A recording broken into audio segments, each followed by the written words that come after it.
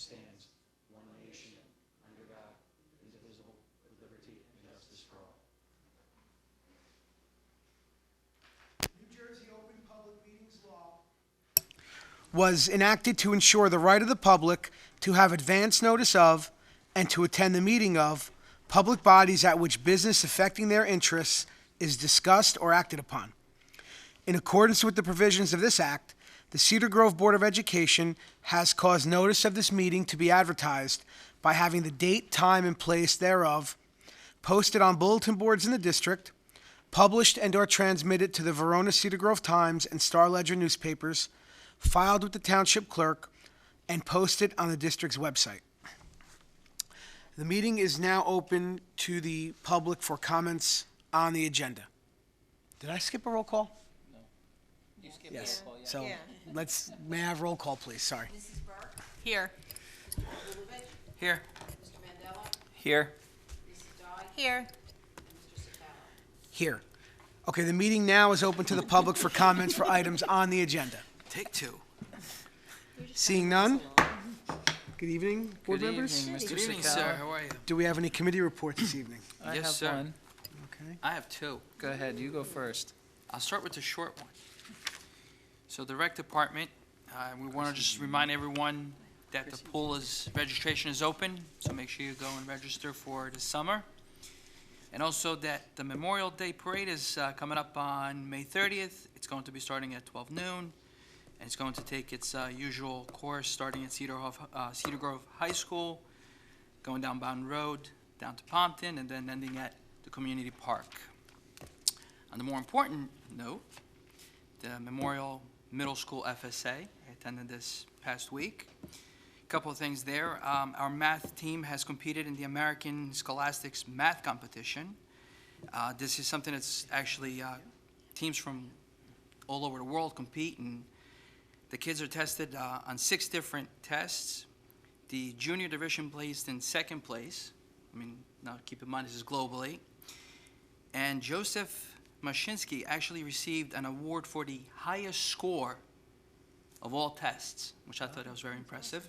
Yeah. Also, a couple of dates to remember from the middle school. The Lion King is coming to middle school on May 13th and 14th. Tickets go on sale May 11th at 11 a.m.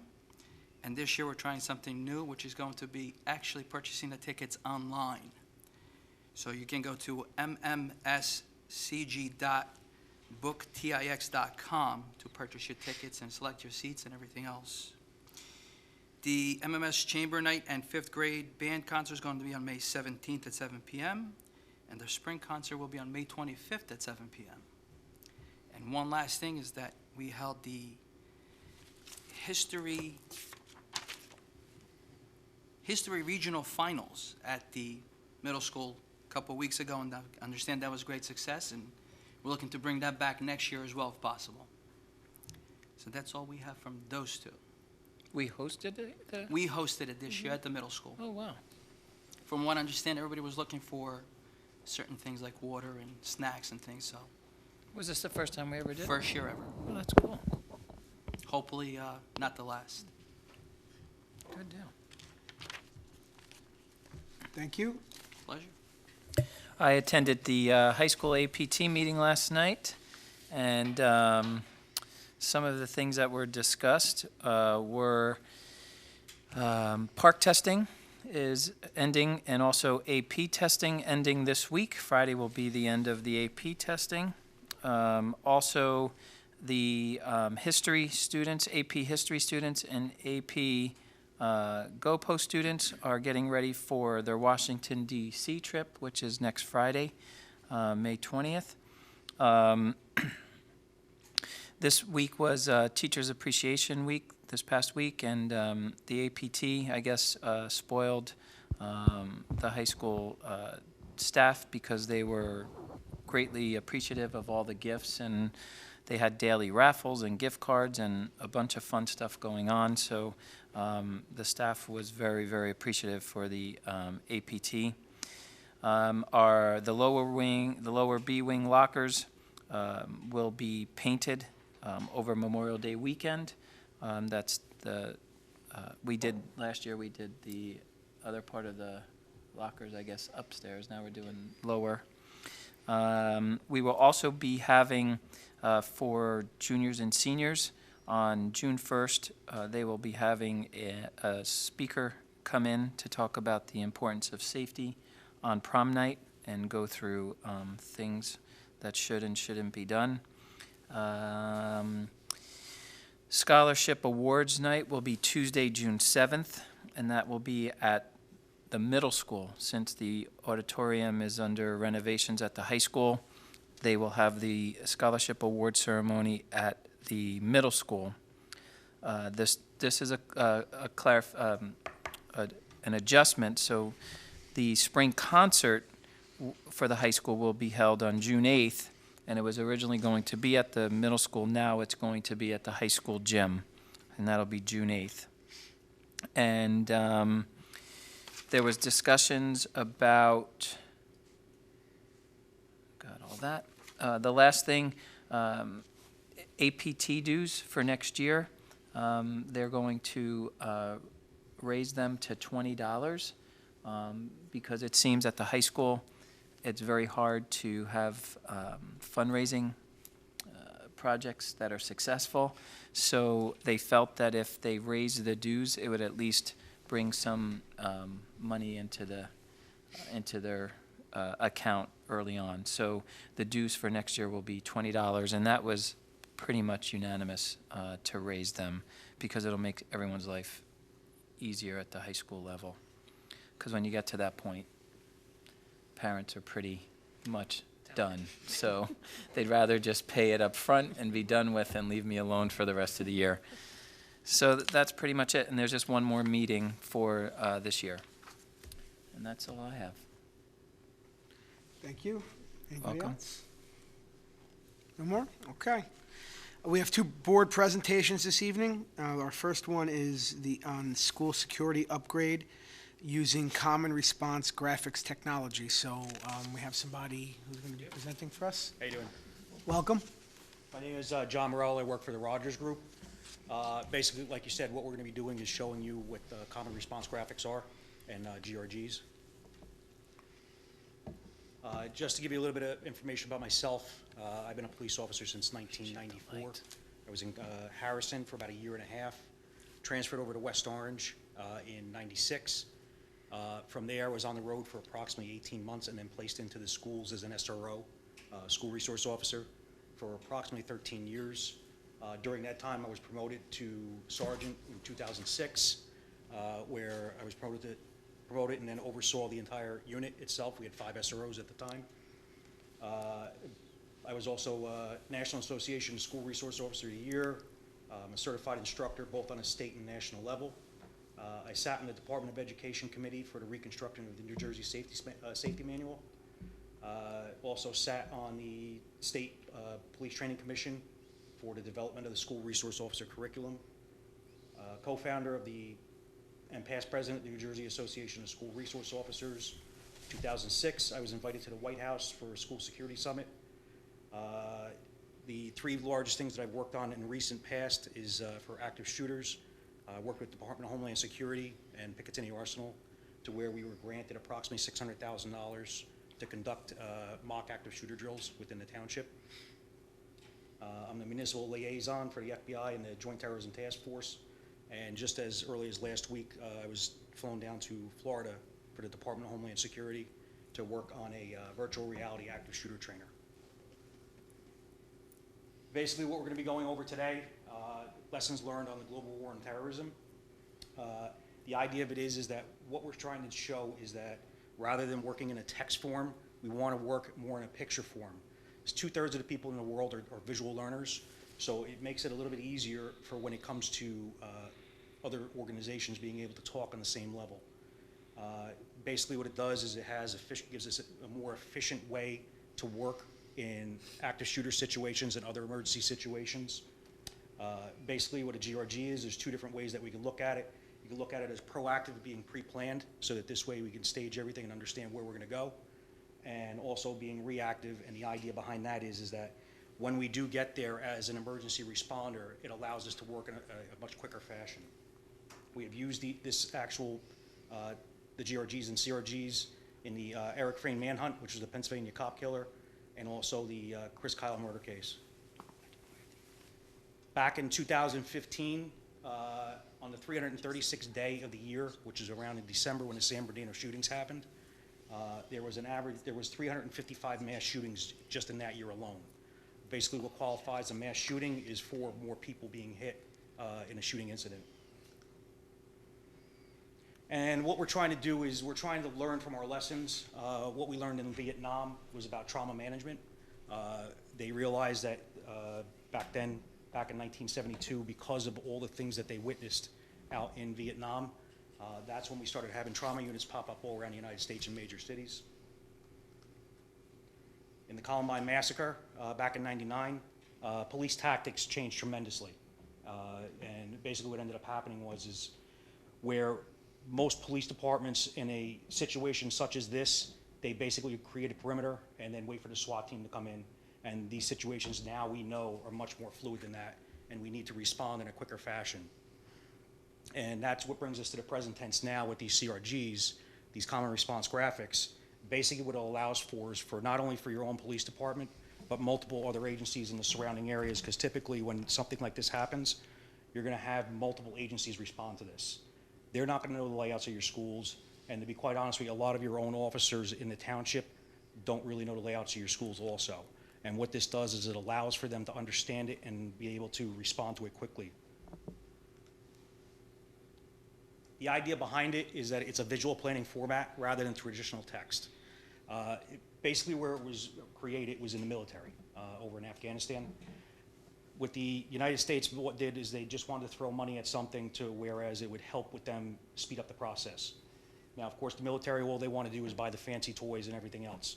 They realized that all these big bombs and big guns and everything else just wasn't cutting it for making the speed actually go quicker for when they had to do raids. So what they came up with was this common response graphic. And basically what it allowed for is for, even though there's multiple branches of the military, they don't all speak in the same language. So basically they all get on the same page. What ended up happening is that because of that, it hindered them so much, they were only able to do about 18 raids a month. By them going to this common response graphic, it allowed them to go up to about 300 raids a month as soon as they started implementing this. Basically what it does is it allows us to work faster and make better decisions and communicate across all the organizations rather than just one. What you see here is Secretary Clinton, which is right here, with the common response graphic right there. This Navy SEAL has it on his armband. It's the same exact thing that they see.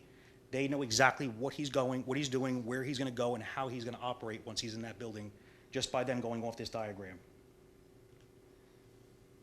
The basic premise behind it is basically what you're doing is just taking a satellite image, and you're taking the blueprint of the school and placing it down over a grid reference, which is your latitude and longitude lines. And in essence, what you do from there is it basically does it in layers. Most of your schools in this district, there's only 1 or 2 levels per school, correct? So basically, you would require a macro, which is an overview of the entire school grounds. If it's a 1-level structure, then you would just require that 1-level CRG. And if it's a multiple level, then you just have to layer it and have extra levels added on. So if it's a 2-level structure, you require 3 RGs. 1-level structure will require 2 CRGs. This is the first one that they actually worked on down in Manchester High School. As you can see, basically everything is all plotted out here. You're going to have all your different rally points, all your different rendezvous points. We mark out your parking lots, evacuation points, and also what we do is we color code the hallways so that this way we're able to have an understanding of where we need to go and how we need to get there. If you send any typical cop into a school building, they're not going to know, okay, I need you to go to room 203. If I'm able to describe it as, well, what I need you to do is enter in door K over here, head down the red hallway till you get to the green hallway, make a right, head about halfway down, and you'll hit room 203. It's very easy to understand, and you're able to do it in a much quicker fashion. Another thing that you can do is your parent reunification plans. You got to remember, typically when you have an active shooter or any kind of major incident that happens within a school, a department such as Cedar Grove only has a certain number of officers on the road, and they can't be spread out all over the place. Typically, in situations like this, you may have one Cedar Grove officer here, but you're gonna have multiple officers from other districts. And for you to try and describe a plan to them in verbal form or in text form, it's gonna be very hard for them to understand. If you give them something along this line here, it's very easy to understand, and but just about anybody can set it up and get it going. Another way you can look at it is also on a staging platform. As you can see, you could show where your roadblocks are gonna be set up in case there's something that goes on here. This is actually Morristown High School. A typical staging area can be set up, and you can actually fluctuate where you want to put your areas of staging. So for instance, you have your EMS and medical, or your fire. Now, for instance, let's just say that there was a bomb that went off in the school, or there was a bomb in the area. This can be done very fluidly. Let's just say that, okay, the bomb went off over here in the area of D5. Typically, then you're not going to want to put your staging areas here. It can be very fluid. We could just say, okay, now we need to move that EMS staging area over to the area of J1, so that this way it's very easy to understand and they know exactly where they need to go and what they need to do. My last active shooter program that we did an actual active shooter terrorist program in one of the synagogues in West Orange. And this is where we actually tested this material for the Rogers Group. The FBI SWAT team was one of the agencies to respond, and they utilized the technology. They absolutely fell in love with it, because another thing that they can do with it, they can actually track their own officers within the building. It's something called Blue Force tracking, to where it basically links into their phones, and your command center can actually see your officers as they're going throughout the building, going back wherever they're gonna be, and be able to give them direction on where they need to go. Basically, these CRGs can be pushed out either on phones, they can be pushed out on computer laptops, they can go into cars in the police departments, they can go on their own computer systems within the police departments, and typically the easiest way to do it, especially with responding agencies coming in, is just in typical paper form. Seton Hall Prep, they actually agreed to be one of the models to allow us to show this to the different districts, so you can have a firm understanding of what a full GRG would look like. These would be their typical evacuation points and a couple different staging areas that they would utilize with the police departments. Evacuation 1 typically is a fire drill. Evacuation 2 is going to be typically a bomb drill or a bomb situation. This would be your lower level. You have this is like the basement level for Seton Hall Prep. And what we're able to do is, like I said before, we're going to color code the hallways. Also, what we're going to do is show where the major infrastructure is, such as the electrical room and boiler room here, and even areas to where there's no access into the building. That's just a storage area from the outside that we would know that would be a dead end, or maybe possibly someone that can hide. Another thing, I've been in West Orange now for close to 20 years, and I never realized that they had steam tunnels throughout that building. So that's a very important thing that a police department would need to know if they have someone running around in a building, whether or not they're just trespassing, or whether they're an active shooter, hiding points to where kids that will probably know about it that we may not know. With this, we'll be able to understand and know where we need to go. Our first level, what we're going to do is we also number all the doorways throughout the building, show where elevator shafts are, major areas of the building such as main office, nurse's office, guidance offices, where your AEDs are located. And like I said before, where we color code the hallways. The idea behind the color coding of the hallways is basically to allow for, not only for us as a police department, God forbid if there's an active shooter within the building, a lot of times teachers get nervous, or students get nervous, or even administrators, and they can't think clearly. But what they can see is placards placed out in the hallway with maybe a red dot on it, and it would just say red hallway. And those hallways are layered for each of all floors, so that this way it matches as you go up. So it will be first level red hallway, second level red hallway, so that this way they're able to give us precise area to where we need to go to, and then we can understand that, okay, probably the best case scenario that we can do to get to the red hallway by the main offices is either enter in door 1, we can enter in door 4, or we can enter in door 2 or 3, and then we know that the main offices are located right here. Once again, this is the second floor. It basically shows all the same type of items. Also, one of the major things that we need to understand is also roof access points in case they need to get onto the top of the building for SWAT teams or whatever else. Also, where gas labs are located within the building. God forbid if there is an active shooter going on, we don't want to be firing rounds into a room with gas. like, once again, elevator shafts, even something as possibly as insignificant as a spiral staircase that leads to the roof. And this would be the upper level, and it would just show the roof, or different roof access points. Just so you know, we started pushing this back in January, and we have basically gone to approximately 9 different districts so far, and of those 9 districts, pretty much everybody has signed on. They see the value in it, and for the expense that it is, it's so inexpensive, and once you do it, it's done. The only time that you would need to redo it is if it ends up that you had an addition or something like that, and if it's a small addition, we would do it for no charge to fix it up. Of course, if you go and knock down a whole side of a school and build a whole new school, then we would have to redo it. Basically, and I know what the main thing is about the cost. A lot of people ask. Just so you know, I'm also on the Board of Education in Montville, so I get the idea behind financial ordinances and everything else. Basically, the CRGs, they run $750 per level. So if you have, say, a two-level structure that will require 3 CRGs, you're talking approximately $2,200 for a building. And that's basically it. Anybody have any questions or concerns? Who maintains the CRGs when? Basically, we give it to the school districts. They give it out however they see fit. So if they, of course, they're going to give it to their police departments. You can also give it to your fire departments, your EMS. You can even go as far, there are some districts that will give it to their neighboring departments also, so that this way, when they respond, it will be on their laptops when they get there.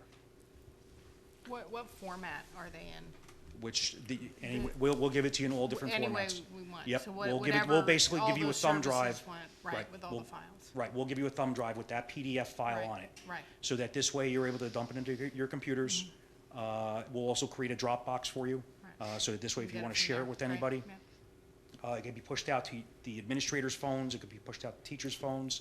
It's totally up to you on how you want to utilize it. Great. Any other questions, concerns?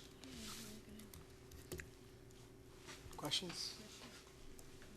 I know Thank Superintendent Featherman's seen it about a dozen times now. Just wait, so is there an app that you use with it, or you just Nope. have these image files? The image files will So be you right on, just go right, through whatever exactly. device you're looking at, Like, you for load instance, with that, us and for it's got West- the grid on it, so you Right, just with refer us to for the West grid. Orange is right in our CAD system, which is basically allowed to get onto any computer within our Right. police department or in our cars. We just click on the school and it brings it right up for us. And you go to the layer, and then. You go to that, yeah, refer you'll bring to up the grid. layers. You really refer to the Where grid. it's most important is basically in the command post for a major incident. Right. So whereas they'll have this right at their fingertips and they can direct people on where to go, outside agencies where to go, it'll be done in paper form, so they can be handed out to the outside agencies. So there's a lot of different areas to where you can utilize it and how you can utilize it. You said you knew where your people were in the building, is that referring to the grid locations? No, what that would be, yeah, well, it would be referred to the grid locations, Right. but what happens is it's called Blue Force Tracking. Right, what is Basically, that? that would be Yeah. an app that's on the officers' phones. Okay. And they would be able to see on either a laptop or a phone exactly where their officers are in the building. But that's not something the school system No, provides, that's that would have something that nothing- Yeah, that would have the nothing to police do with you. department- You're okay, just basically okay. doing the basic. The mapping, Exactly. all the mapping, okay, great, thank you. I just have one question. Sure. As far as the satellite images, how often do you update them? If it ends up that the structures change, then we will update them. For instance, I'll give you an example. We just did Montville High School. They still had a grass field, but the actual structure itself was all the same. Now they're turf. So the imaging is not going to change just because it's grass or turf, as long as the main structure is intact and the same. Okay. How long is the process for something like this to be put together, and We what, could push it out in approximately 30 days. and what is the impact on school in terms of, when the kids are in school? I mean, is that when this is being done, or is it being done? No, after? basically, we don't even enter into the schools. We basically will get the floor plan from the school district itself. They will mark it up exactly where they want these items placed, whether it be the door numbers, whether it be different types of classrooms that they want identified, boiler rooms, electrical shut-off panels, gas shut-offs, water shut-offs, sprinkler shut-offs, all the major infrastructure within the building. So there's no disruption to the school whatsoever. And do you, with the background that you have, you Right. might, if you were in there, you might recognize something that, you know, a principal might not recognize. So how Well, do we? our text, they would give, they basically will give a sheet that'll have different mark-off boxes to where we feel that you would need to list the infrastructure that is actually there. So you don't want, but you don't want to make it too confusing too. You don't want to add in, well, I want to put in where the science lab is, or I want to put, or not science lab, the computer lab is, or where Mrs. Jones's room is, or something along that line. After that, it starts getting too inundated and it gets too confusing. You want to have just your major infrastructures within the building, where their shutoffs are, and basically door numbers, roof access points, AEDs, and then we would also color the hallways. So it's not that it would be anything like super secret, or that I can come in and basically show, because any principal that knows his building, or custodian, because we recommend that they're involved also, any one of those two could very easily tell us where those points are. Question? Not a question, just a comment for the board and for the public. We brought Mr. Morello in to meet with the members of the Cedar Grove Police Department, myself, my leadership team, head of buildings and grounds, and the review was overwhelmingly positive. So all the stakeholders that we had brought in previous to this presentation were in favor. The police just love the idea, as do we.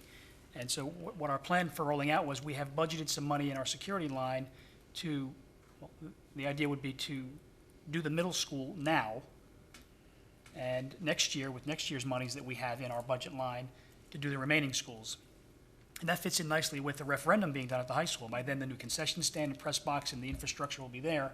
So we'll do middle school now, and then north end, south end, and then the high school next year is sort of the phase-in plan, if the board is on board, so to speak. And it's like I said, me being a board member, I understand where you guys sit. And I understand the fact that with budgetary constraints and everything else. In the same aspect, I understand that you guys also do have security budget. And with this, typically it's such a minimal thing. And rather than buying whatever it may be, whether it be an extra couple cameras for the buildings or whatever it may be. Cameras are great, and don't get me wrong, I believe every school should have them, but in the aspect of when it comes to actually active shooter situations, it really doesn't help us. This is something that would be able to help first responders when they come, not only to act in a quick fashion to get the shooter, but also you have to also think in the realm of the aftermath of it. So you also have to think about kids that have taken bullets, or teacher that has taken bullets, possibly in major arteries or anything like that, and the bleed out time happens so quickly. For us to have to try and for police department try to figure out, well, I need to know where room 250 is and how do I get there, this will speed up that fashion so much more and be able to get help to those people that really need it. Anything else? No, that's great. Thank you so much. We Not a Thank problem. you. Thank you, sir.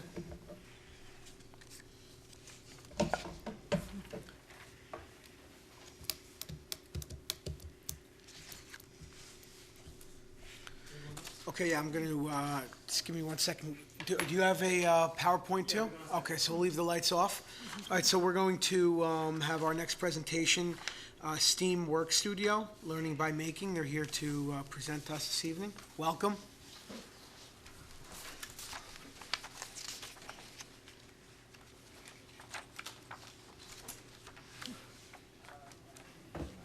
Play with some Legos.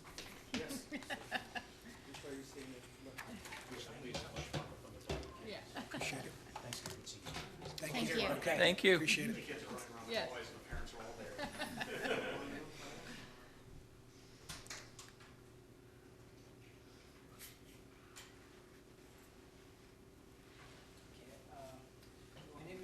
You have to just speak into the microphone. You can take it again. Hello, my name is Shubhendu, and we are from Steamworks Studio. This is Doug and Dinesh. So we are a small company based out of Princeton, and we are currently having around 600 kids that we teach on a regular basis in various schools around the local region, like Monroe's Public School, and Pennington School, and there are a lot of private schools like St. Paul's, etc. over there. And we do STEM programs. Our basis is really, we are a set of parents who are engineers. And some people volunteer, they're AT&T network engineers, there's professors. There's a bunch of people who are interested, and we're making curriculum which is very hands-on for kids.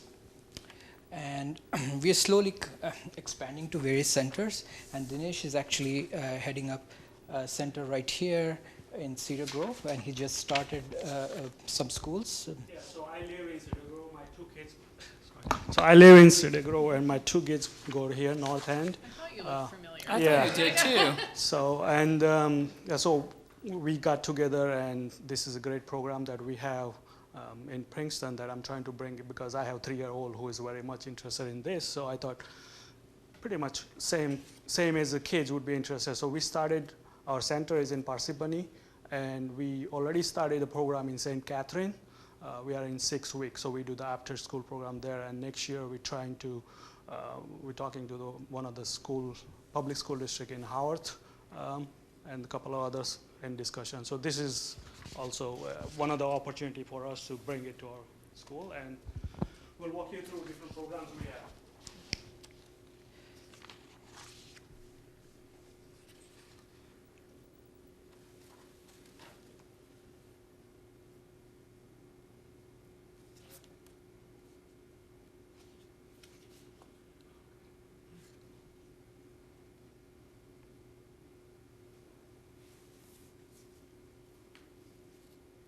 So we have about 27 different programs, from 4-year-olds all the way to 12th grade. So it's from Java. We have a great stress about stressing programming languages, because that makes kids think logically. So Minecraft is something they love, and we teach them how to use, because it's written in Java. We use that as a way for them to learn a little bit about programming in Java.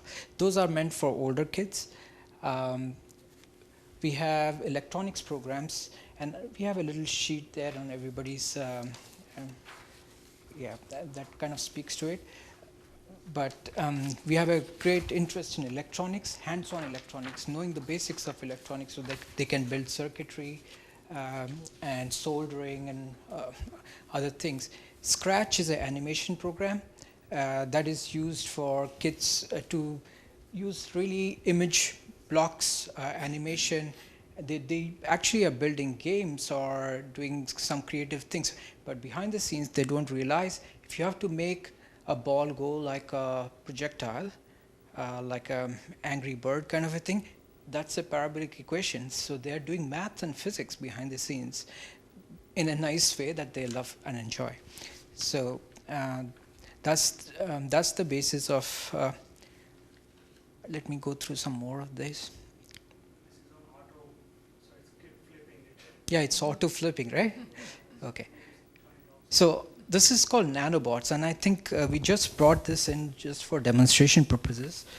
So you might not think this is a robot, but it is, because a robotic system typically has sensors, and it has a sensor, these eyes here, and then it has gears, motors, and they're not only enjoying building with things like Legos that they completely are used to, but they're also learning how to program.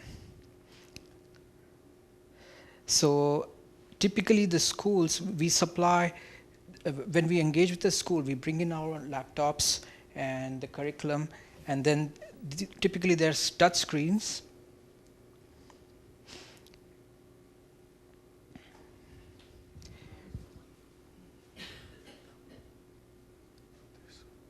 Yeah. It's kind of a lag or something, right?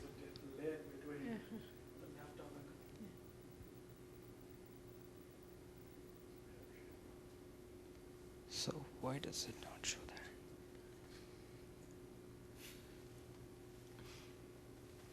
I was just gonna say, is it on? That's kind of weird, because this shows something else and that doesn't. But But anyway, I just wanted to. Wi-Fi's working just fine. I'm not sure why that is happening, but basically it's all drag and drop too, and hopefully you can see this.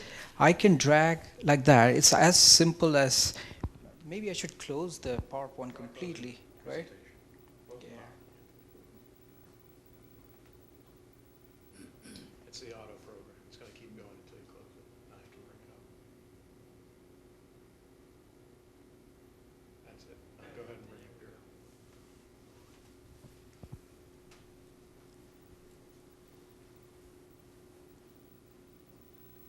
Yes. Okay. So these are really drag and drop blocks that kids from elementary age group, they can easily do that. This is a play button. I mean, we go through a very structured program where we explain all the blocks and they get to, so running a motor is as simple as clicking a motor block next to it. And when they click on this, it'll start moving, right? And this is the stop button, the red one over here. But they get to understand what loops are, what are things that are repeat blocks, like they get to play with music, motors, how does sensors work in a robotic system.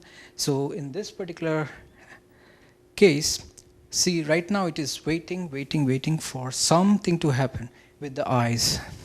That's the wait block. And if I feed it a paper fish, it's going to try to bite, make that sound in the middle, and go back, right? So it's fun and interesting way of challenging kids with things that they love, but they are behind the scenes. Now, I mean, this will get complicated as they progress. They'll build, every time we come in, we have a different new project, and it slowly grows in complexity. So that's, do you want to add something? He teaches that in the school, so we can. Hi, I'm Doug. Nice to meet you. I'm often, up until last October, I worked at Westinghouse on new nuclear project builds in Pittsburgh, Pennsylvania. I was brought on because I was the only one that could present. But anyways, and I was always joking. I was the only person in the history of Westinghouse that had also been part of Actors Equity. I teach the Nanobots, and I teach them to, right now, a group from as young as a 4-year-old girl to as old as a 9-year-old boy, and they are in the same classroom. The challenge I often offer to people is very simple. How much time does a kid use of their own time learning to build something rather than destroy something, learning how to understand why something works rather than simply using it, or learning what it's like to produce something rather than just consume a finished product? Normal is defined at a very young age by what you do. We all know that. And we're very, very, very willing to individually spend money on entertainment rather than education. This is a kind of neat way and sneaky way of combining the two. These programs, this one, we just put this in a box. This was put together by a 4-year-old on Monday. It works. All right? It works. We have the program set up so that literally all they have to do is find the pieces and then put them together. They love it. They actually fight over who gets to build. It's more important than programming for whatever reason. But the programming, the building, these are all aspects of creating, of making, of learning how to do something that does not involve just taking a prepackaged toy off the shelf. And what I love to do with this first program, pretty obvious, right? And every kid's gonna remember getting their fingers bit by the Lego alligator. They all do. But they also enjoy then, and you'd be amazed just watching the young kids. They get this. This is easy to them. And they'll immediately say, wait a second, I hear 3 chomps. Why isn't the jaw moving 3 times? And when they ask that question, you let them change the program. I say, I don't know, make it work. Right? You just have to make the motor go up and down and up and down, up and down. Change the timing, change the sensors. They get it, and they start creating on their own. We give them a basis. We give them an understanding. We teach them that each of these little symbols is effectively a word that the computer understands, and then they learn the language. They then move forward into other languages with a much better background, whether it be Java, whether it be the EV3 robotics, whether it be any of these other programs where people suddenly are trying to explain to a 4-year-old that this is a programming language. She doesn't know what a programming language is, but she knows that when the alligator goes chomp, chomp, chomp, his mouth should move 3 times. And then you tell the machine to do it. She just learned what a programming language is. What can you learn from an alligator? Well, eventually, you learn how to program. And I think that that's really neat because I've got a 4-year-old that can't spell right or left, but she now understands clockwise and counterclockwise. I just think it's kind of neat to see it work. And we've been doing it for all of 6 weeks, and we're up to something like this. It's got a motor, a crown gear, a standard gear, 2 pulley wheels with drive belts, and an optical sensor. It's not bad for 6 weeks. So I think it's a great program. I think it's a lot of fun, and we'd be happy to have the opportunity to do it more often. So thanks. So I'll add a few more things, right? So we all hear about digital world and digitization and all that. That's a future. Whether you are in a mechanical field or construction field or medical or engineering, right? At the end of the day, you know, our kids are playing right now on iPad and whatever the tablets they have. So this also gives another angle. Some kids at home, they don't have the privilege or they don't want to do whatever. It kind of putting the mechanical aspect and the digital aspect together, and it's just kind of, you know, triggering that extra enablement for future generation that we need. So that's the reason why I personally got involved, because I have 3 kids actually. The older one is in high school now, but for the younger 2. So I think it'd be good.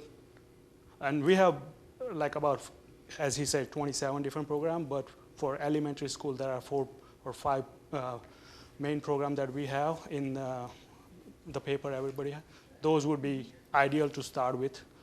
Those are the 4 we started in St. Catherine. Not all the programs can be done at the school.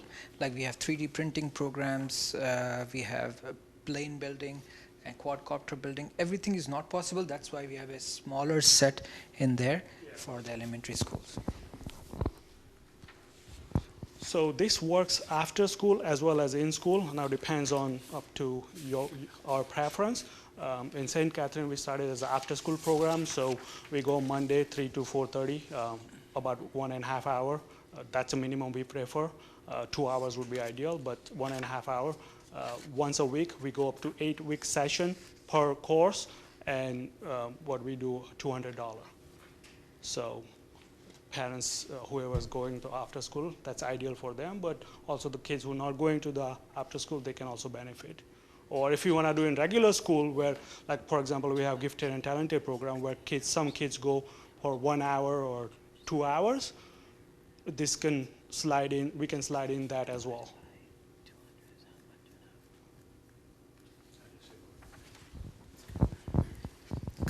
As far as the time period and exactly what's done, obviously, we work with a bunch of different schools.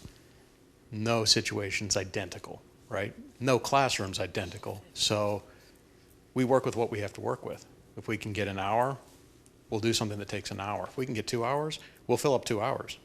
You give us more time, we'll take it. But the kids do have a tolerance for this. But I think really we'll make it work. We'll make it work. And that's the nice thing about working with a small group of people that like working with kids. The important thing here is that the kids start enjoying building, making, and programming, and realizing that this is something they can do. It's not a secret. It's not an adult thing that they just are not privileged to. This is something they can do. And then they go and do it. So that's what we got. Anything else, Shupender? Questions? I have a question, couple questions. How many children do you have a limit to the size of the classroom? Yes, we do limit the number because we want the kids to have a good experience, not fight. So we never do more than 2 kids on 1 kit like that. I mean, we would ideally like to do one per kid, but sometimes schools are large, and But how many kids do you bring? so we can bring 10, up to 10 kids to the classroom. 20 kids? Yeah. Really? Yeah. Wow. Because the way it works is we That would kind be of big, right? That would be a big, That would be a that big, that Yeah. would be a big class. There's a sweet spot. Let me just say, as a teacher, sorry. There's definitely a sweet spot, because if you get up to 20, there's only so much time I can spend with one kid, right? And that means if you have one guy that's very, very, very good and one guy that's very, very, very slow, both ends of the spectrum tend to be sacrificed to the middle, right? I'm currently working with 6. That's kind of neat because they don't get lost. When one of them's having trouble, we just kind of make it teams of 3. When they're doing really well, we break it down to make it teams of 1. I don't know if that counts as a team, but okay, everyone does their own thing, right? So, again, it's all about flexibility and reacting to the kids and making sure that they're having fun, but also learning something, right? It also depends on he's talking about 6 kids, so he has 2 kindergartners, 2 third graders, and 2 It's a big range, fifth age grader, range. right? Yeah. But And- because and it's a the- small school, St. Right, Catherine. and the small Versus, kids. If we have, like, let's say 10 kids of kindergarten and first grader, then that's good because they're all like at same age group and same mental stable state, So it depends, but it can go between 10 to 20, at no more than, I would say, 20, right, at max. But The other thing we employ quite frequently in the larger schools that we go is really the way the instruction is laid out. We utilize PowerPoints so that every kid, nobody's left behind. So let's say step number 1, you have to collect these 4 pieces. So that's what is being shown there. They're all building it together, and the teacher is not moving forward till everybody is done. So they're kind of, it's a way of controlling a large classroom. so you have the young kids and what, the older No, kids? we do not do that usually. That's an exception. Oh, Yeah. okay. Because of the size of the Right. schools, it turned out we had a pretty wide age range. It works out because, you can mix the age ranges.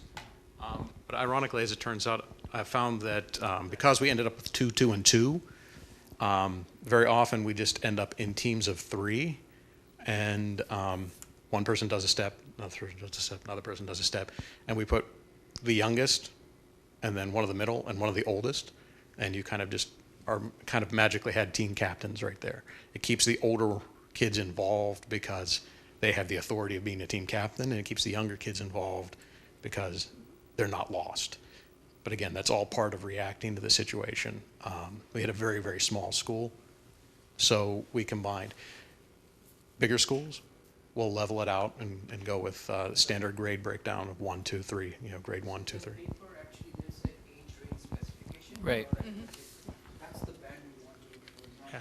So this nanobot would be for like kindergarten up to 2nd grade. Then Right. we have a next level, which is Mindstorm EV3, that goes for 3rd and 4th and 5th grader.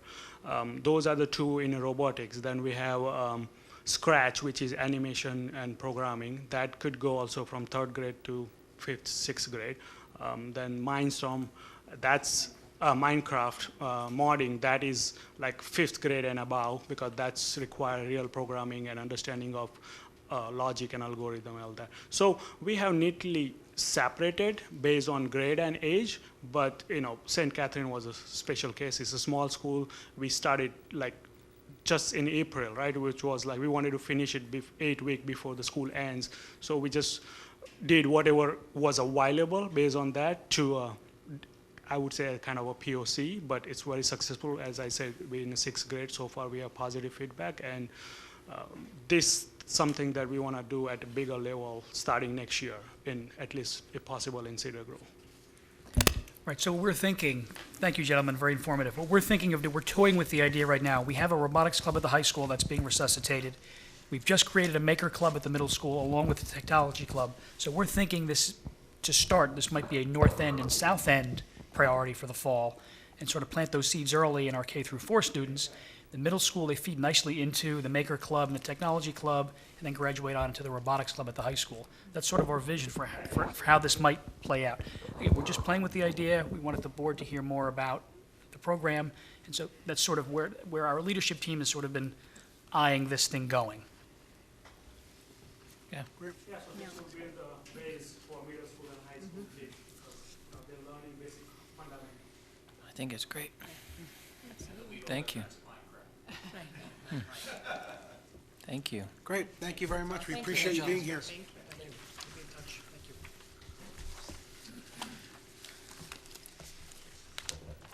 Just give them a second and then we'll move on.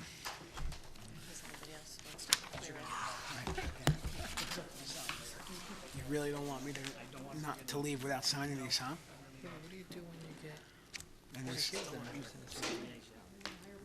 you claim that there's 5 copies in here, or is this 1 copy? Well, you gotta figure North End and South End, they have. I mean, North End's got at least 25 to 30 kids. Thank you very much. Thank you. Okay. Thanks. Bye-bye. Thank you. North End has at least 20 kids in the afternoon program. This isn't gonna replace that. Well, that's what I'm saying. Okay, let's move on the agenda. We've got a long way to go. Whose fault is that? Renee did it again. From the Office of the Business Administrator and Board Secretary, under minutes, may I have a motion for items B1 and B2? B1 is a motion to approve the public and executive minutes of April 26, 2016. And B2 is a motion to approve the Board Secretary's certification to the Board that pursuant to the Administrative Code, that no line item account has encumbrances and expenditures which in total exceed the appropriations in violation of the code. May I have a motion for those items, please? So moved. Second. Any discussion? Roll call, please. Mrs. Burke? Yes. Mrs. Dye? Yes. Mr. Pavulovich? Yes. Mr. Mandela? Aye. And Mr. Sakala? Yes. May I have a motion for, under business, for items B3, and then we'll go B3 through B8. B3 will be a motion to approve the submission of the IDEA grant amendment for the 2015-2016 school year. B4 is a motion to approve the payment of $2,856.57 to the New Jersey Department of Unemployment for 2016. B5 is a motion to approve Lurch, Vinci, Higgins, LLP as the Cedar Grove Board of Education District Auditor for the 2016-2017 school year, as set forth in that item. B6 is a motion to approve the annual agreement with Genesis Educational Services out of Jamesburg, New Jersey, to provide the 2016-2017 annual support for the Genesis Student Information System, as set forth in that item. B7 is a motion to approve the 2016-2017 Student Assessment Service Agreement with Performance Matters in the amount of $21,250. And B8 is a motion to approve Ahira Consultants to provide annual indoor air quality screening that includes asbestos and air mold testing for the 2015-2016 school year at a cost not to exceed $6,000. May I have a motion for those items, please? So moved. Second? Is there any discussion? Roll call, please. Mrs. Burke? Yes. Mrs. Dye? Yes. Mr. Pavulovich? Yes. Mr. Mandela? Aye. And Mr. Sakala? Yes. Under B9, may I have a motion to approve Strauss Esme Associates School Policy and Regulations Consultants Annual Contracted Support Agreement for the 2016-2017 school year in the amount set forth therein. B10 is a motion to approve the Cedar Grove District's participation in the Ed Data Services Cooperative Pricing System as set forth therein. B11 is a motion to approve the Cedar Grove District's participation in the Middlesex Regional Education Services Commission for purchasing of supplies, goods, and services for the 2016-2017 school year. B12 is a motion to approve the participation in a joint transportation agreement with Sussex County Regional Cooperative to coordinate district transportation services for the 2016-2017 school year, as set forth therein. B13 is a motion to accept the donation from Sean McCabe, Field Sales Director, of furniture at Staples of the items set forth in that item, in B13. B14 is a motion to authorize ML Inc.'s payment application number 2 in the amount of $209,475 for the facility upgrade work at the Cedar Grove High School. This funding for this payment is from the 2014 bond referendum proceeds. B15 is a motion to approve Robert Donahue, District Architect, to perform construction administrative services for the Cedar Grove High School, North End, and South End Elementary Schools for the 2014 voter-approved bond referendum project, and this fee will be paid from the 2014 bond referendum proceeds. B16 states that pursuant to the provisions of Chapter 172 of the law of 1979, approved by the Governor of the State of New Jersey, on August 26, 1979, it is necessary for our member schools to adopt by resolution membership in the NJSIAA. It must emphasize that in adopting such a resolution, you agree to be governed by the Constitution, bylaws, and rules and regulations of the NJSIAA, including all rules governing student-athlete eligibility. And B17 is a motion to approve the 2016-2017 annual contract with Northwest Evaluation Association in the amount of $20,487.50 for the web-based MAP assessment program for grades K through 11. May I have a motion for those items, please? So moved? Second. Is there any discussion? May I have roll call, please? Mrs. Burke? Yes. Mrs. Dye? Yes. Mr. Pavulovich? Yes. Mr. Mandela? Aye. And Mr. Sakala? Yes.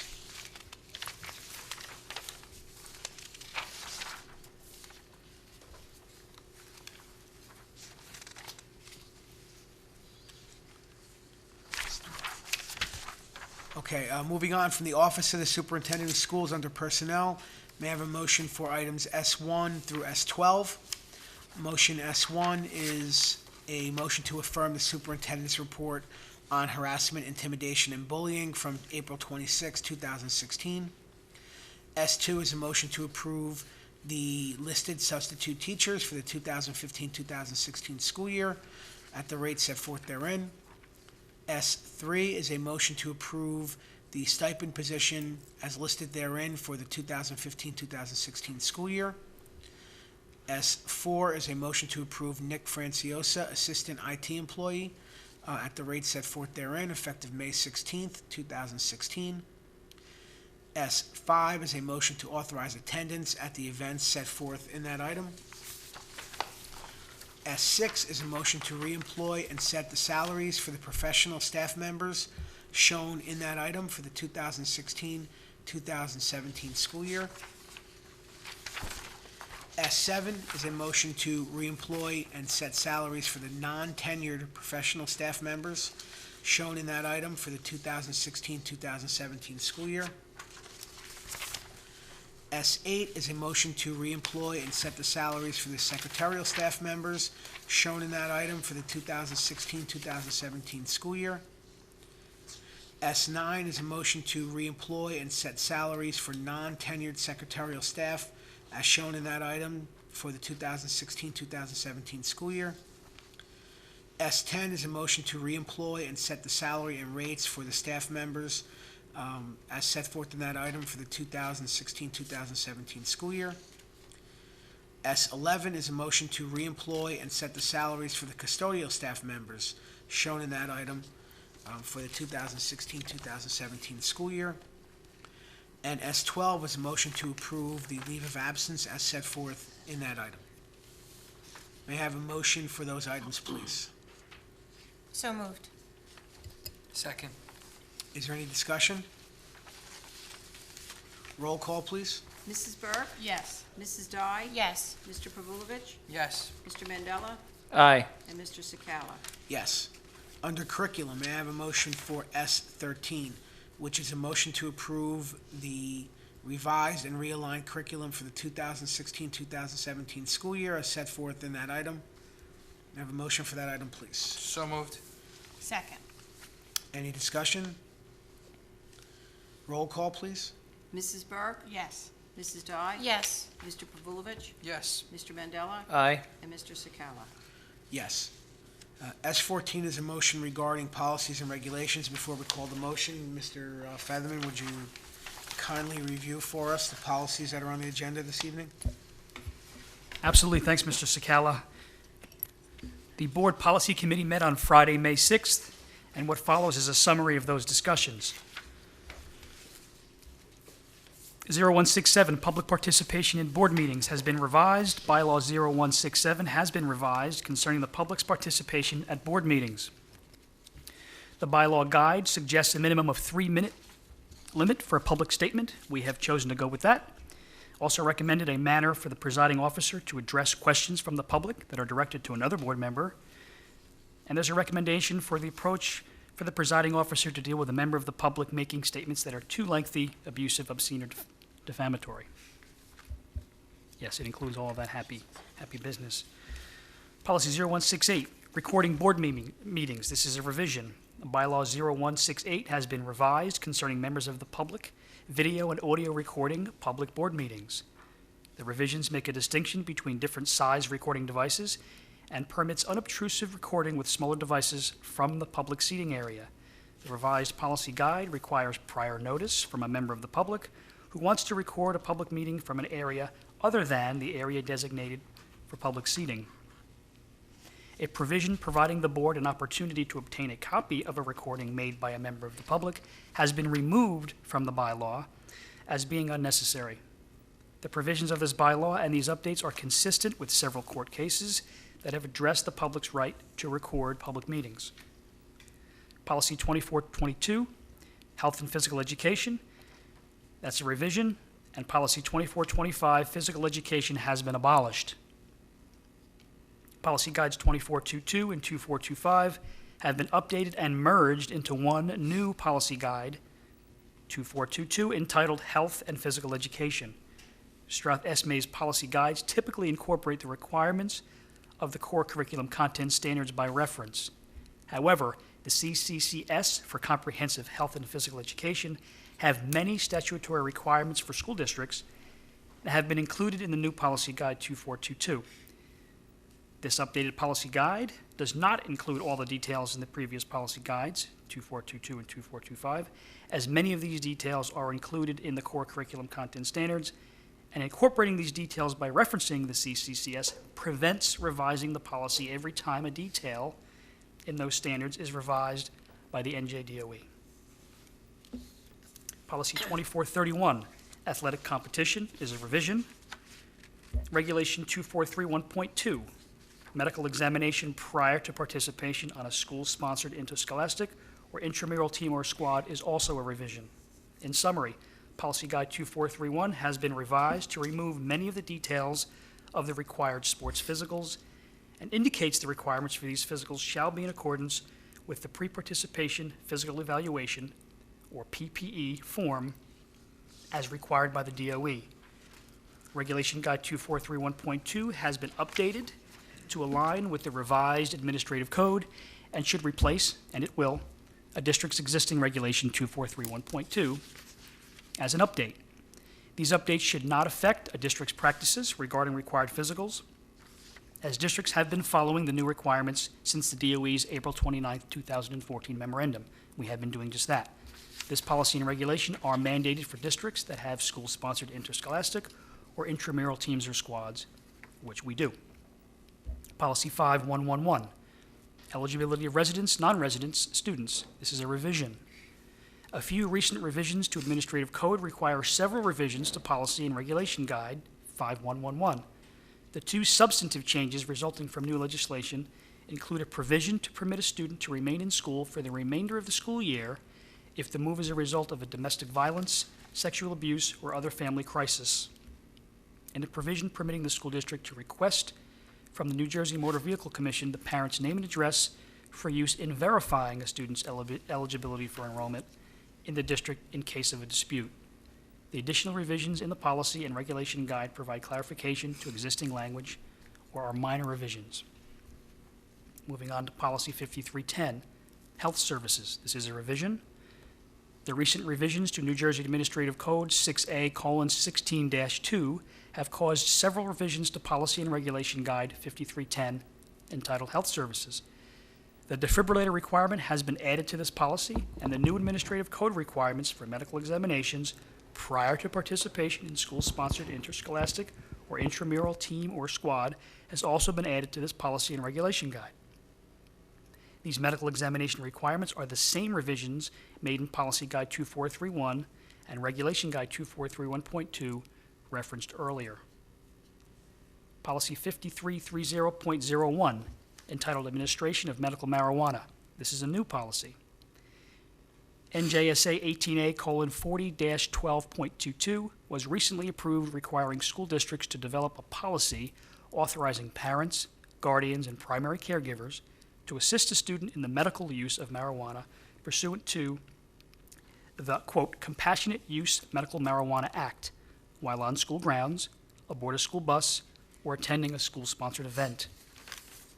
Specifically, Administrative Code indicates the policy must establish protocols for verifying the New Jersey Department of Health registration process for the primary caregiver and the student, identify locations on school grounds where the medical marijuana may be administered, and prohibit the administration of medical marijuana to a student by smoking or other form of inhalation. The legislation indicates the Commissioner of Human Services and State Board of Education may, in consultation with the Commissioner of Health, adopt rules and regulations. Strauss-Esme has developed this new policy and regulation guide for school districts until the New Jersey Department of Education provides school districts additional guidance. Moving on to policy 5460, high school graduation. This is a revision. A New Jersey Department of Education memorandum dated January 7, 2016, informed all chief school administrators and charter school lead persons of the updated graduation requirements for the classes of 2016, 17, 18, and 19. The purpose of the memo is to provide districts with updated threshold scores that students will need to achieve on the redesigned PSAT, National Merit Scholar Qualifying Test, in order to satisfy their assessment graduation requirement. The memorandum included an updated chart. The updated information on the January 7, 2016 chart has been incorporated into this policy guide. The only other revisions in Policy Guide 5460 eliminate some effective dates for 2008-9 and 2010-11 grade 9 classes, as this grade 9 class of students would have graduated high school by this date. Two more. Policy 8462, a revision. It's entitled Reporting Potentially Missing or Abused Children. Recent revisions to Administrative Code require one significant revision to this policy guide. The revised Administrative Code indicates, quote, any employee, volunteer, or intern with reasonable cause to suspect or believe a student has attempted or completed suicide shall report this information to a division of Department of Human Services. The old code had contemplated suicide, where the new code has completed suicide. So if they believe suicide was the case, then it must be reported. In addition, the old code had the report going to the Department of Children and Families, as the new code has the report going to the Department of Human Services. One additional change was made in this updated policy guide regarding the telephone number to report this abuse. Lastly, Policy 8550, outstanding food service charges. This is a revision. We've talked about this earlier. This policy guide was developed and provided to school districts in Policy Alert 206 back in July of 2015 in response to legislation regarding outstanding food service charges. The current policy guide indicates the school will report to the Department of Children and Families if a parent repeatedly sends their child to school without lunch or lunch money and refuses to meet with administration to discuss this conduct. Thank you. Thank you, Mr. Featherman. May I have a motion for S14, which is a motion to approve the policies that Mr. Featherman just reviewed for us on first reading? So moved. Second. Is there any discussion? Roll call, please. Mrs. Burke? Yes. Mrs. Dye? Yes. Mr. Mandela? Aye. Mr. Pavulich? Yes. And Mr. Sakala? Yes. The meeting is open now to the public for comment for items on or off the agenda. You see any? Hurry up, run. Seeing none, close that portion of the meeting. Announcement of future meetings, May 24th, 2016 is our next meeting here in the North End Media Center at 7 PM for executive session, 8 PM for the regular meeting, followed by our meeting after that would be June 6th, 2016, which is a Monday. It is. In the North End Media Center, 7 PM executive session, 8 PM regular meeting. Does the board have any final comments for the evening? Hearing none, roll call, please. Oh, let me ask for a motion to adjourn first. Can I have a motion to adjourn, please? So moved. And I'll go out of order on that one. Totally did. God. Second? Somebody You hungry? can have the second. Second. Roll call, please. Mrs. Burke? Yes. Mrs. Dye? Yes. Mr. Mandela? Aye. Mr. Pavulovich? Without a doubt. Mr. Sikora? Hungry. Yes. The meeting is adjourned.